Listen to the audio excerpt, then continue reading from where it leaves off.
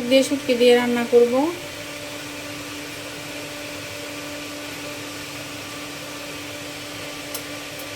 বিসমিল্লাহির রহমানির রহিম। শুটকি দিয়ে দিলাম।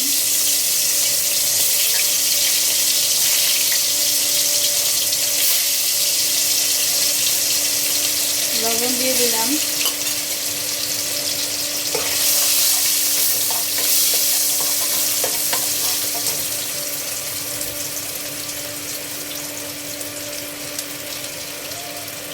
পেঁয়াজ কাঁচামরিচ দিয়ে দিব।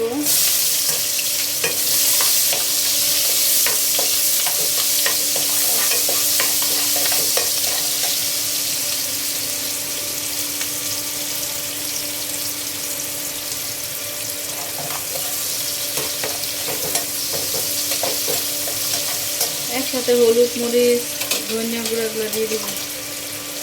ধনিয়া গুঁড়া, মরিচের গুঁড়া, হলুদের গুঁড়া।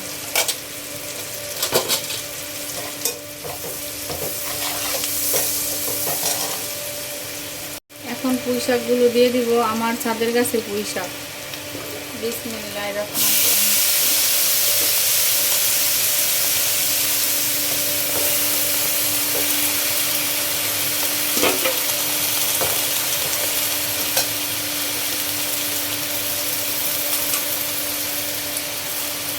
এখন ঢেকে দিব। এই পুঁই শাক শুটকি দিয়ে রান্না করা শেষ। এখন নামিয়ে নিব। কাঁকরোল ভাজি করব। ছাদের গাছের কাঁকরোল। একটা কাঁকরোলই ধরছে আর সব পোকে খেয়ে ফেলছে। বিসমিল্লাহ।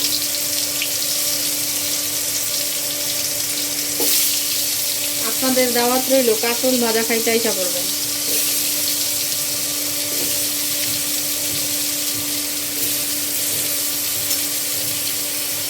আর আপনারা তো আমাকে বেশি বেশি লাইক কমেন্ট শেয়ার করেন না, বেশি বেশি করে সাপোর্ট করবেন আমাকে। আমি নতুন, সাহস দিবেন।